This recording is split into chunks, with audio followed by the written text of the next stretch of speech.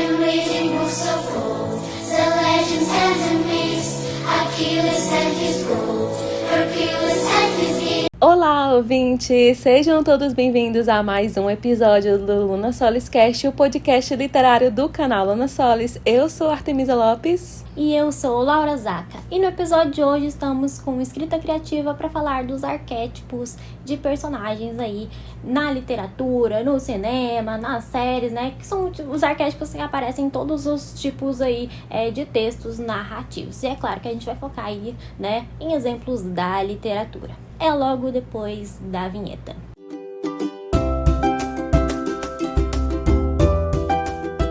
Pessoal, hoje a gente vai estar aqui falando sobre todos os arquétipos de personagens que se encontram aí em textos narrativos. E nós vamos usar aí como exemplos as sagas de Percy Jackson, ACOTAR e Senhor dos Anéis para exemplificar os personagens que aparecem nessas tramas e como eles se encaixam em cada um desses arquétipos. E claro que a gente vai começar com o protagonista, porque sem o protagonista não tem trama. Logo, né, gente, vamos começar pelo mais importante. Mas lembrando que a gente não vai se aprofundar aqui no arquétipo do protagonista, porque a gente já fez um podcast só sobre o arquétipo do protagonista. Quais são todos os arquétipos que se encontram no protagonista, como o herói. A gente já falou da diferença do protagonista, do personagem principal e do herói. Então aqui a gente só vai dizer a definição. Quem são esses personagens aí que se encaixam no protagonista, né, dessas histórias que eu citei, né? Percy Jackson, ACOTAR e Senhor dos Anéis. E falar aí qual é o enredo, porque a gente vai usar, né, para exemplificar os outros arquétipos, né, gente? Então, não esperem aí um aprofundamento. Nesse arquétipo aqui tem todos esses subarquétipos aqui. A gente já falou disso, gente. Entendeu? Vão lá conferir. Tô ligado. Um ataque de oportunidade. Então, pessoal, bora aprender um pouquinho mais sobre essas definições tão importantes que norteiam aí o mundo da literatura, do cinema e da cultura pop. E é claro que nós vamos começar, né, obviamente, com a definição do que é o protagonista.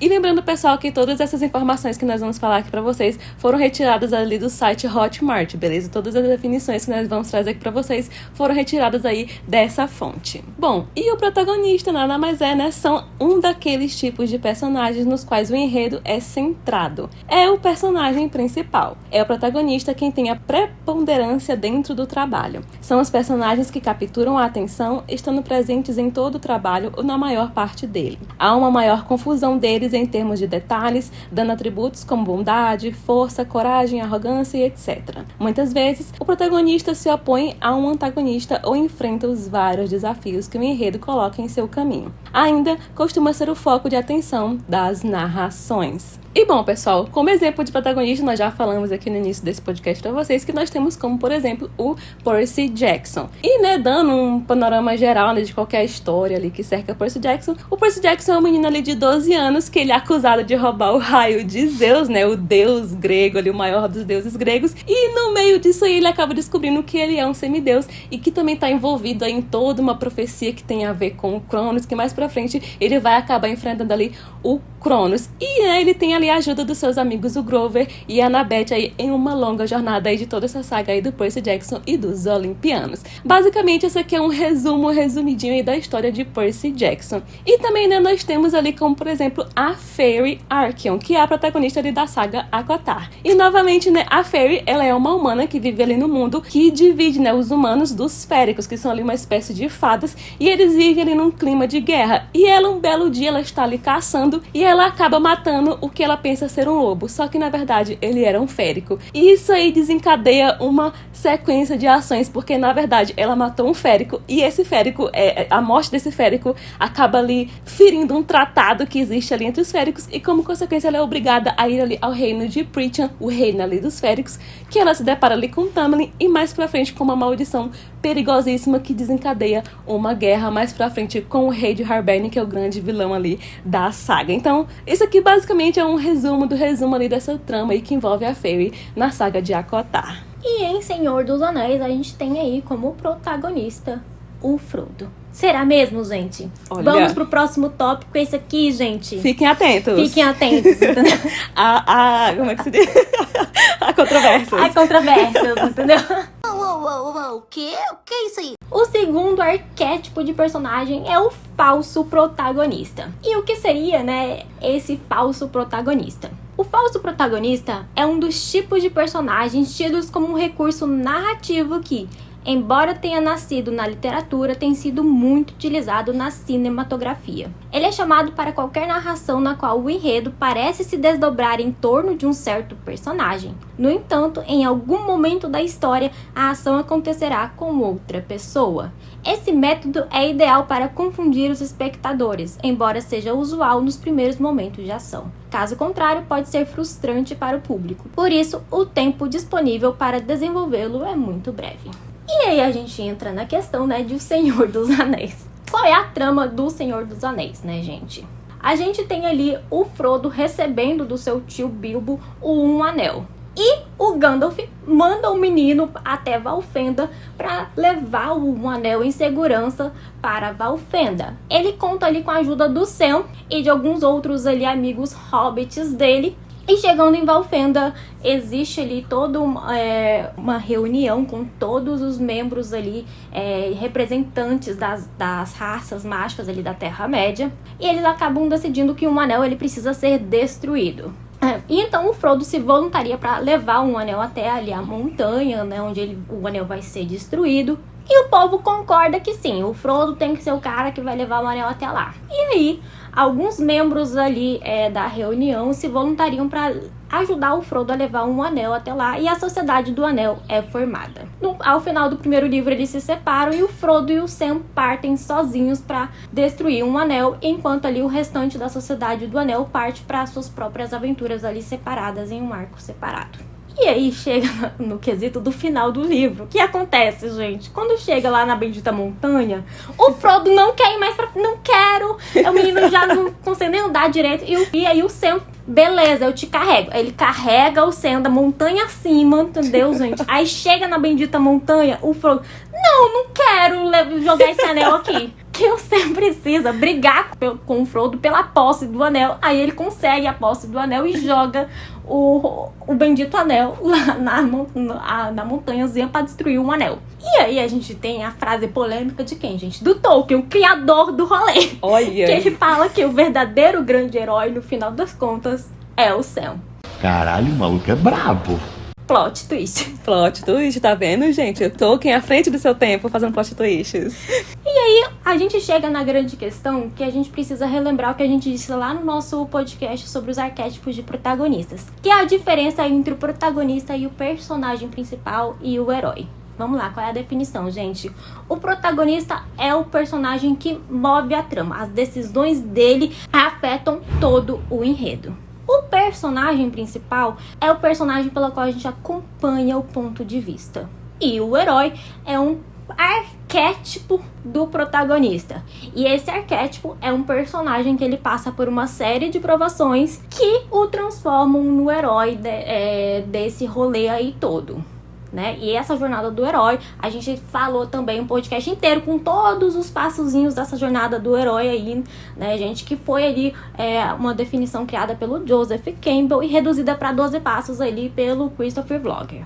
Vão lá conferir que vocês vão saber a fundo o que é a jornada do herói, gente. Ah, tá ligado? E aí, o que a gente leva a questão de que Senhor dos Anéis a gente acompanha o ponto de vista do Frodo. E ao que tudo indica, o Frodo vai desempenhando ao longo da sua jornada a jornada do herói. Logo você pensa, ele é o herói do rolê, gente. Ele tá passando pelas etapas da jornada do herói, entendeu, gente? Só que aí chega nos minutos finais da jornada, ele... Não quero. Adoro. Como você ousa? E aí, chega na questão, né, que ao final ali do rolê, quem completa a jornada é o Sam. É o Sam que vai jogar um anel ali na montanha para destruir o anel. Logo, se o Sam está com o Frodo desde o início da jornada, isso significa que o Sam também passou pela jornada do herói. E foi ele quem completou a jornada, e não o Frodo. Fica aí. Olha aí, gente. Reflexões. Reflexões, entendeu, gente? Coincidência? Acho que não! Logo, se você for fazer uma análise afinco aí, O personagem principal é o Frodo, mas o protagonista, o personagem cujas decisões movem a trama, é o Sam, já que é o Sam que joga o anel, que toma a decisão de eu vou levar o Frodo até lá, eu vou proteger o Frodo, eu vou jogar o anel desse rolê aqui. O protagonista é o Sam. Fica aí, gente, o Tolkien enganando geral aí, a gente achando que o Frodo é o herói do rolê, entendeu? O protagonista dessa porra. E na final, gente, Nada tudo disso. fake news, entendeu? Olha aí. Não pode ser. E aí a gente tem um caso bem famoso aí de falso protagonista, que é o Ned Stark. Lá das Crônicas de Gelo e Fogo, né, que foi adaptado aí pro seriado do Game of Thrones. Você vai conhecer o Ned Stark pelo Game of Thrones, infelizmente muitas pessoas não leram, né, porque é um livro imenso aí e muitas vezes tem preguiça de ler. A humanidade me surpreende cada vez mais. O que acontece nos livros do George R. R. Martin? As Crônicas de Gelo e Fogo têm muitos pontos de vista, ou seja, vários personagens principais. E aí, quando você tá lendo, dentre esses personagens principais, um se destaca da maioria, que é o Ned Stark, porque ele tá se encaixando muito na jornada do herói, entendeu, gente? O menino, ele parte lá do norte, ou seja, do seu lugar comum, e ele vai pra Porto Real, que é um local que ele desconhece muito, não é o seu ponto comum ali. Ou seja, gente, tá vendo? Jornada do herói, aí. gente. Tudo se encaixa. Ele vai lá pra investigar um caso do assassinato ali do Jon Arryn, que é basicamente como se fosse um pai pra ele, que criou ele. Aí ele se mete um monte de tramas políticas, ele descobre a verdade sobre os bastardos da Cersei, entendeu, gente? E tudo indica que ele vai contar pro rei, que ele vai erguer um exército do norte pra defender, né, o Robert e o reino dos Lannisters. Tudo indica, entendeu, gente? E aí você pensa, cara, ele é o protagonista, ele é o personagem com ponto de vista cujas decisões mais afetam o enredo. Mano, ele é o melhor amigo do rei, ele tá na posição mais alta do reino, abaixo do rei, como mão do rei. Ele é o cara que tá investigando os Lannister, ele é o cara que descobre a verdade, ele passa pela bendita jornada do herói. E aí a gente chega num capítulo narrado pelo Ned que tudo indica que ele vai morrer, acusado de alta traição. Só que você, leitor, está acostumado com um livro que tem o protagonista. E você sabe que o protagonista, normalmente, ele está o quê, gente? Protegido pelo que as pessoas chamam de a armadura do protagonismo. Logo, você pensa, no final, em algum momento dessa narração aqui, vai ter um Deus Ex Machina que vai salvar o Ned Stark. Ele não vai morrer aqui, né, gente? Né? Achou errado, otário? Chega no final do capítulo, ele morre mesmo. E é isso, mano. Ou seja, ele não era o protagonista. Ele era só mais um personagem meio a tantos outros, entendeu? Ele era só mais um na conta do George R. R. Martin. Você não é único, você é só mais um na multidão. Eu adoro que, apesar disso acontecer com o Ned Stark, o George R. R. Martin continua fazendo essa zerrelagem aí do falso protagonismo e você fica caindo, entendeu, gente? Porque aí no segundo livro, o filho do Ned Stark, o Robb Stark, ele ascende como o rei do norte, ele move um exército, ele ganha todas as batalhas que ele vai, e ele enfrenta os Lannister, ele é uma ameaça grande pros Lannister, e você pensa, mano, ele é o cara da jornada do herói. Ele é o protagonista. E ele morre da mesma forma que o pai dele por causa da honra dele. Mano. Olha aí. Porra, aí é tenso. Aí você pensa que você não vai ser trollado mais uma vez. Mas você é, entendeu? Porque no outro livro, tudo indica que o Jon Snow é o Azor Ahai. Gente, ele literalmente morre minutos antes dele sonhar com ele pegando uma espada que ele tinha apunhalado a amante dele lá, a Ygritte. E isso é um passo aí que o Azor Ahai supostamente passa. E ele ergue a espada flamejante, que é a espada do Azor Ahai. Aí você pensa, cara, o Jon Snow é o Azor Ahai. Ele é o herói da jornada do herói. Aí você analisa a jornada do Jon desde a partida dele do norte até a muralha, dele sair do seu lugar comum pra ir pra um lugar desconhecido, que ele é o cara que tá lá pra lutar contra os outros, ele é o único cara, literalmente, do enredo que se importa com a presença dos mortos-vivos lá, e aí ele morre. Também. Era tudo mentira! Era. Ah, não, pera. Ah, era tudo mentira. Ou seja, cuidado aí, Daenerys, né? Porque você é a próxima pessoa que se encaixa na jornada do herói. Fica aí, Daenerys, entendeu? Olha. Não se envolva com essa treta. Esteja avisada. Fique viva! Tio, eu vou deixar um alerta aqui, hein? Ai, mano, eu adoro que, tipo assim, por mais que a gente ele use esse artifício tantas vezes, você cai todas as vezes. Adoro o George R. R. Martin, gente. Olha, isso é que é autor, né, gente? Deus, gente.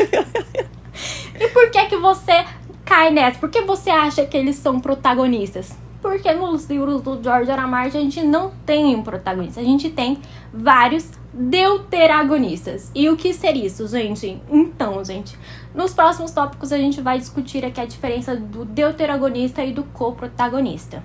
Mas resumindo, bem resumido mesmo, tanto o coprotagonista quanto o deuteragonista, eles são basicamente os personagens mais essenciais na narrativa depois ali do protagonista. A diferença básica entre os dois é que o deuteragonista, as decisões dele afetam o enredo. E aí, no caso de Game of Thrones, todos os personagens principais que têm pontos de vista, as decisões dele afetam o enredo. A gente tem, por exemplo, a Sansa. Ela tem um ponto de vista e as decisões dela é o que desencadeia, né, o fato de que a família dela fica presa em Porto Real porque ela denunciou lá a fuga do pai dela. Deus, gente. Gente, parece até que eu cometi um erro terrível, nossa. Então, assim, você vê que ela é uma deuteragonista. A decisão dela afeta e afeta muito o rolê. Tanto é que se ela não tivesse feito isso, né, Ned Stark estaria vivo aí pra fazer o rolê do Jornada do Herói, né, gente? Fica aí. Olha aí. A Cersei, que é personagem que... Gente, a menina deu filhos bastardos, manipulou coisa. É graças a ela que o rei morre. Deuteragonista.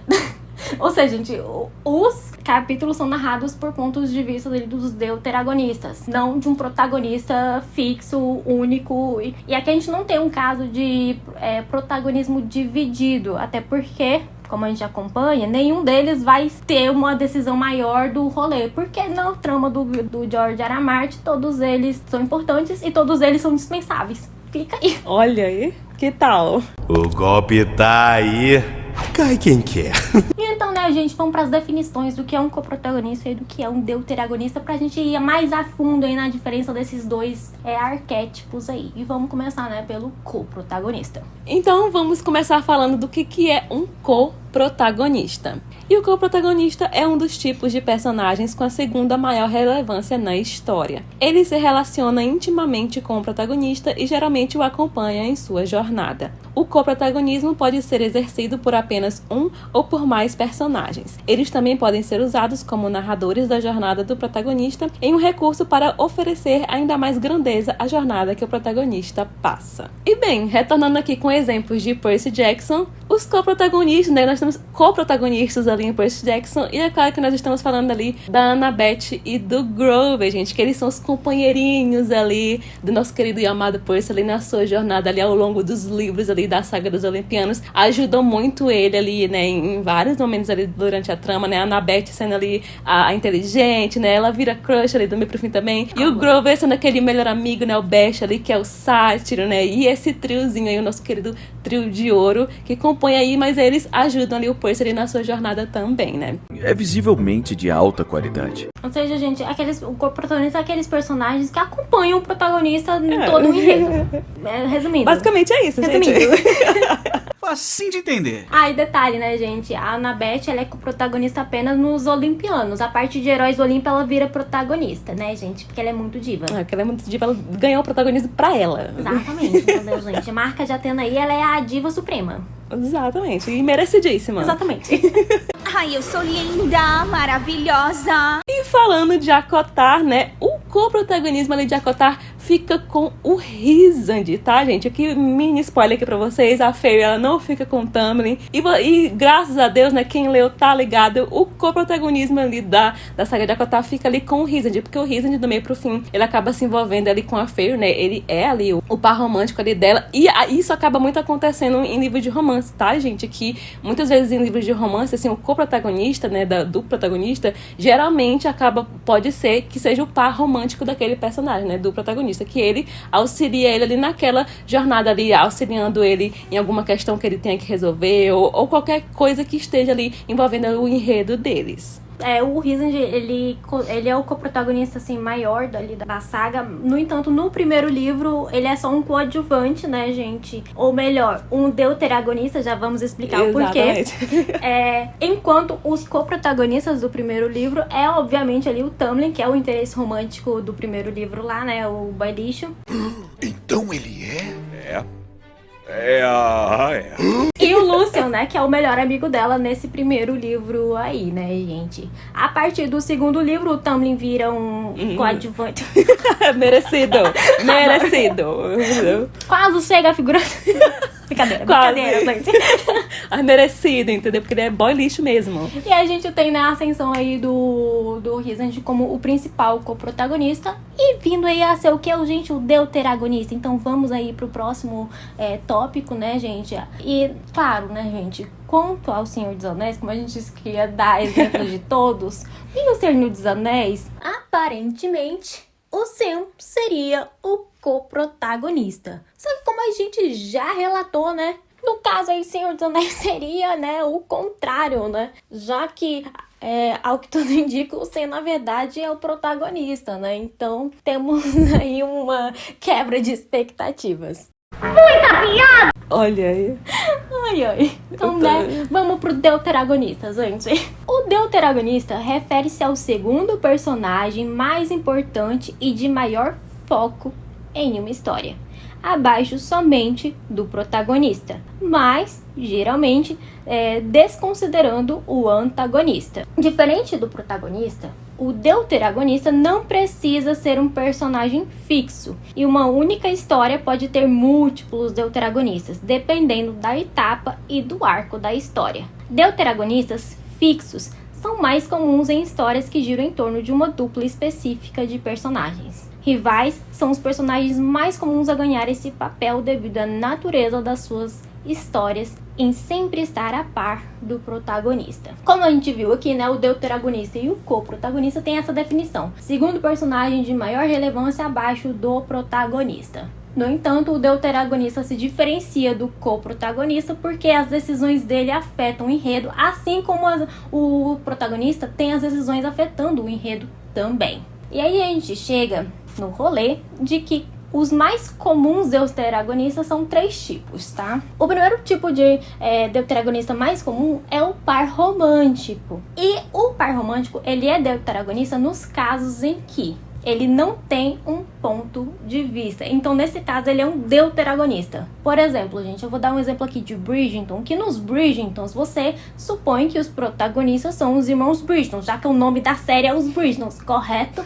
Só que quando você vai ler os livros, os dois pares românticos que compõem o casal, eles têm ponto de vista. Então, o casal é um par de protagonistas, porque a gente tem o ponto de vista do Simon e tem o ponto de vista da Daphne. E os dois, em igual ali, as decisões dele afetam o enredo da mesma forma, na mesma proporção. Aí a gente entra no nosso exemplo que a gente deu ali do Rhysand, né, de Acotar. O Rhysand, ele começa como um coadjuvantezinho assim, que como quem não quer nada. Como quem não quer nada, entendeu, gente? E a partir do segundo livro, tudo indica que ele é um co-protagonista. E aí, né, a gente tem o grande lance que ele se torna o par romântico aí da Freyre. E as decisões dele afetam o enredo. E aí ele vai de co-protagonista para deuteragonista, porque aí existem vários casos em que o co-protagonista, ele é também um deuteragonista. E ele vai ser isso quando, né, o caso do Rhysand, né, ele acompanha a Freyre durante toda a jornada.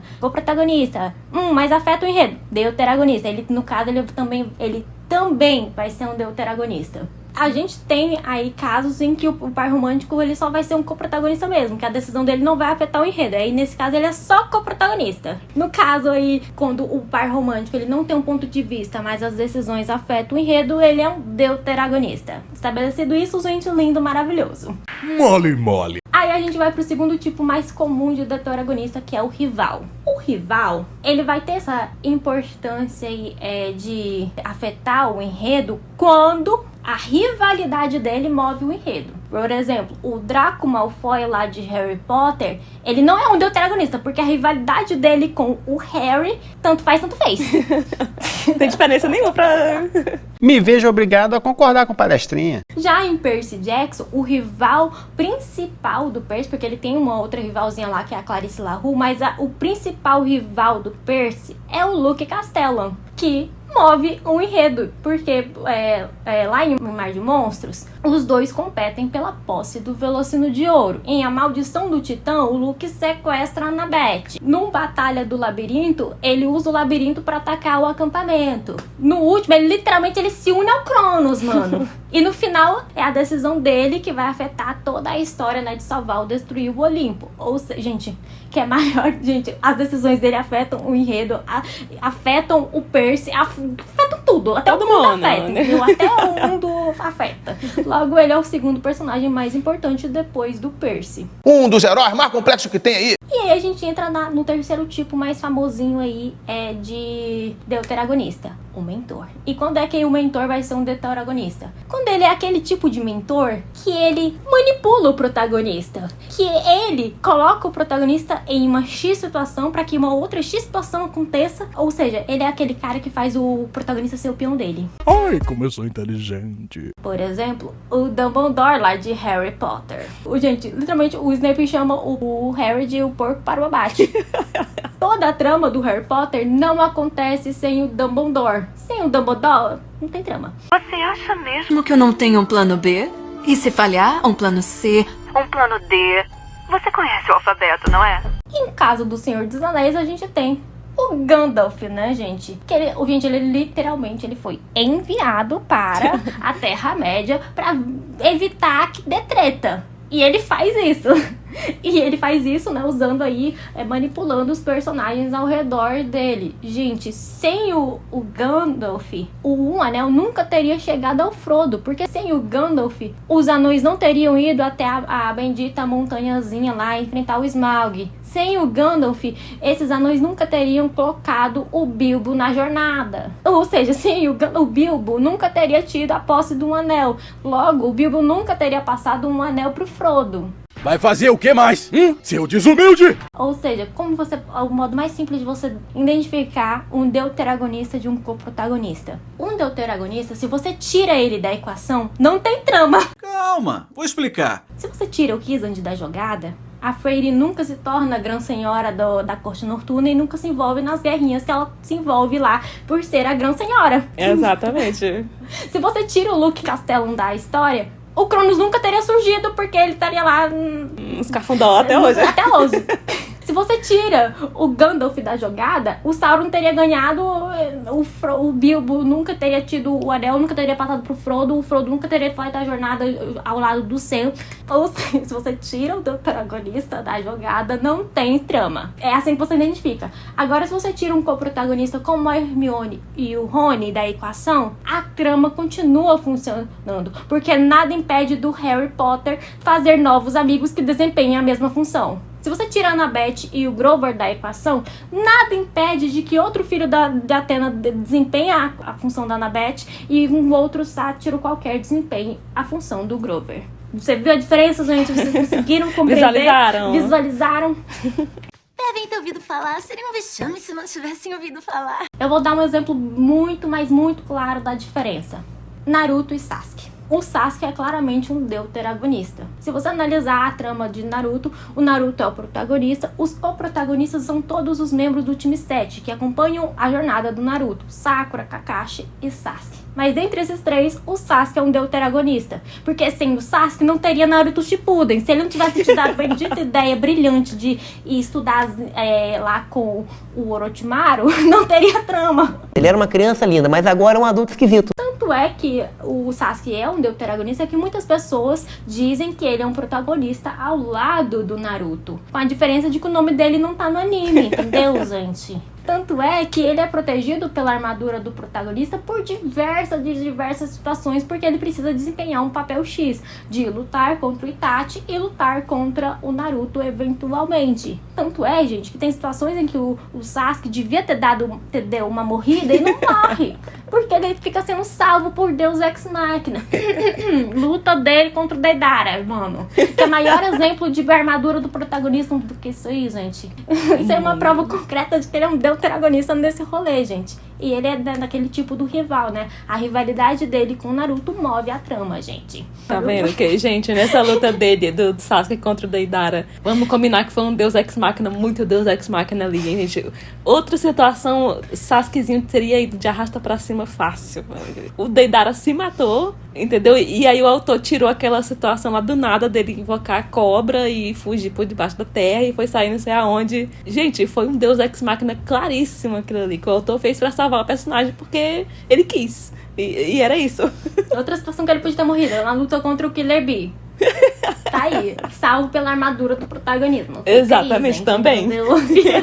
Ele perdeu pro Itachi, outra armadura do protagonista aí, Ai. porque ele ainda não tinha lutado contra o Naruto, ele precisava, então ele tinha que ser o ganhador da luta, gente. A Ele armadura lutou do protagonista. contra o irmão primeiro pra depois enfrentar o protagonista. Entendi.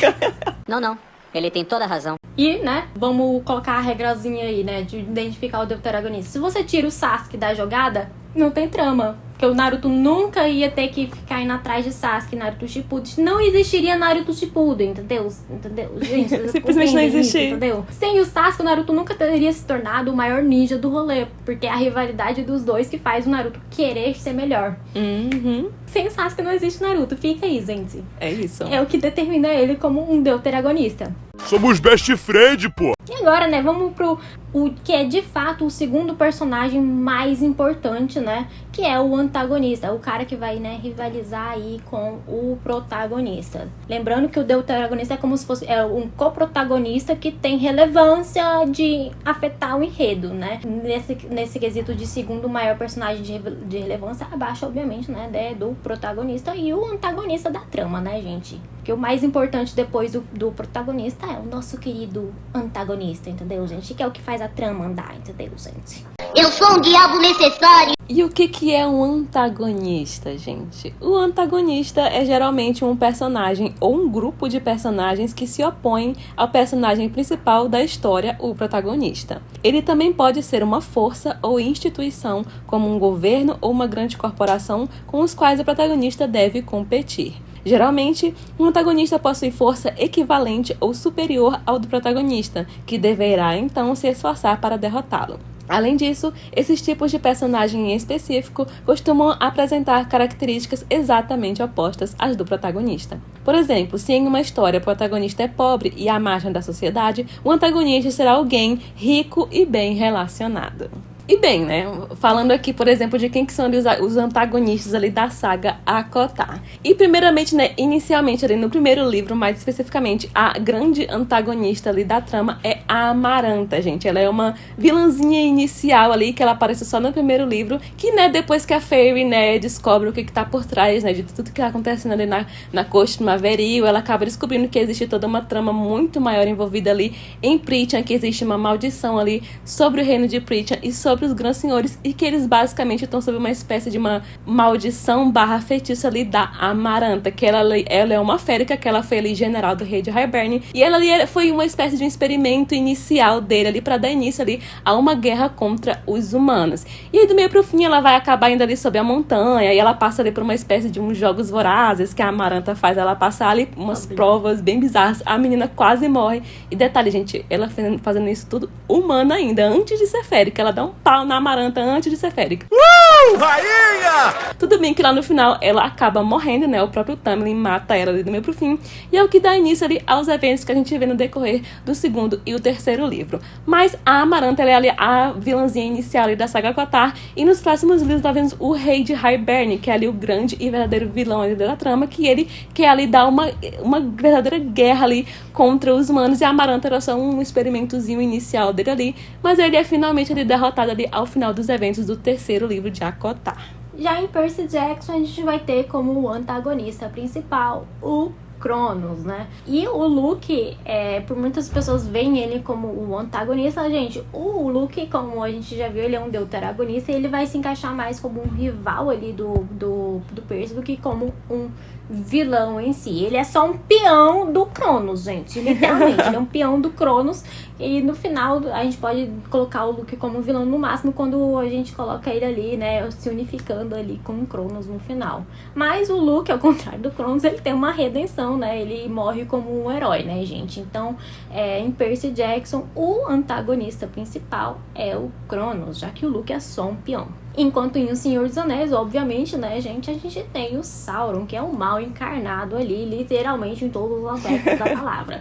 Então, né, o grande vilão é o Sauron. Essa mocreia vai estragar tudo. E então nós vamos para o 6º arquétipo de personagem, que é o oponente. O oponente seria, né, abre aspas, um verdadeiro oponente está em competição com o protagonista e quer impedir que o herói atinja seu desejo.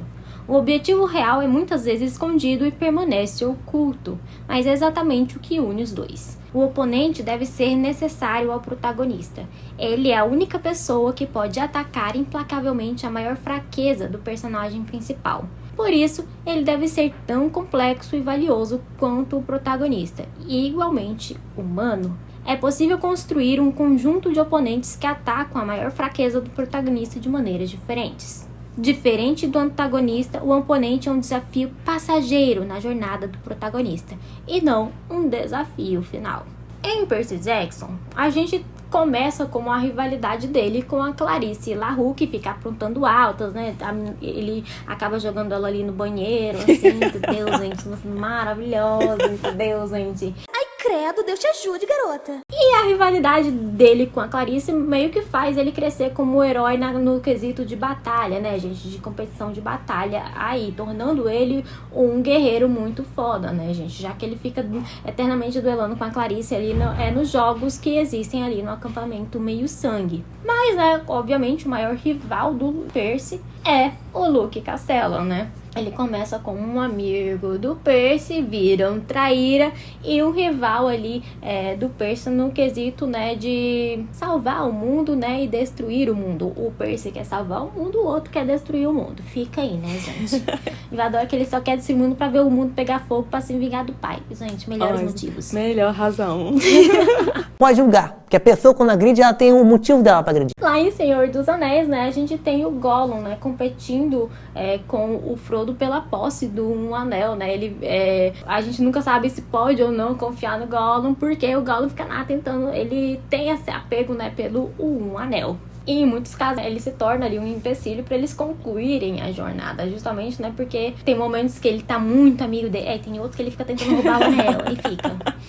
Ai, vi pra lá, menino. Aposto 30 no erro. Já em Acotar, né, gente, nós temos ali uma personagem intragável, que é a Yanti, que ela também é uma oponente ali da Fairy, de certa forma, né, porque elas têm uma competiçãozinha, claro que a autora não foca muito nisso, mas a Yanti acaba sendo, assim, essa oponente aí da Fairy, principalmente ali nos eventos que se passam ali dentro da corte primaveril, né, porque a Yanti, basicamente, ela fica tentando meio que tomar o lugar da Fairy ali, né, ela fica querendo ter ali um relacionamento com o Tamlin ali, até no Rhysand, ela dá em cima do Rhysand, então a gente fica sabendo através de alguns flashbacks lá que ela tentou dar uma seduzida ali no Rhysand e tal. Ela é um pouco daquele estereótipo da mulher, né, que tenta se passar de boazinha, só que manipula todo mundo e tal. E ela tem uma rivalidadezinha ali com a Frey, de certa forma é uma oponente dela, mas no sentido de que ela é uma oponente pelos interesses da Fairy, né, de querer combater ali a Amaranta e, consequentemente, o rei de Hibern ali mais pra frente, né. Vai logo, enfrenta o problema! Lute! Ganhe! Então, né, pessoal,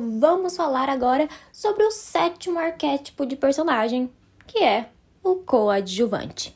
E os coadjuvantes são tipos de personagens que têm sua importância em um enredo menor que o dos protagonistas. No entanto, em momentos diferentes, eles tomam suas ações, declarações e intervenções, ajudando na coerência do enredo e no seu desenvolvimento. Nesse sentido, sua entrada ou saída do enredo, assim como suas ações, complementam as dos personagens principais. E, gente, já puxando aqui de Acotar, né, os coadjuvantes de Acotar, né, pelo menos assim, os coadjuvantes principais, né, os mais famosinhos que todo mundo gosta, mostra são ali o Cassian e o Aziel, gente, eles os melhores amigos, os BFFs ali do Rhysand, que a gente só vai conhecer, né, lá no segundo livro, quando a Fairy finalmente vai lá pra corte noturna, e ela se depara, né, com como é que funciona o sistema lá da corte noturna, e a gente percebe, né, à medida que a gente vai lendo, basicamente, como que eles dois são ali os braços direitos ali do Rhysand no quesito de ajudar ele ali a governar a corte noturna, né, e você vê que também eles têm uma traminha ali dentro do enredo, né, eles não chegam a ser co-protagonistas, mas tem todo um envolvimentozinho deles ali também, e você percebe que apesar deles serem coadjuvantes, né, deles terem esse papel aí dentro da trama,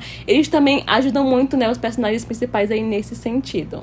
Em Percy Jackson, né, a gente vai ter basicamente todos aqueles campistas que têm um nome e que ajudam o Percy, né, de alguma forma aí no enredo, né, gente? E cada livro, né, esses coadjuvantes vão ser personagens diferentes, né, gente? A gente tem, por exemplo, lá em Mar de Monstros, a Clarice LaRue como uma coadjuvante, né?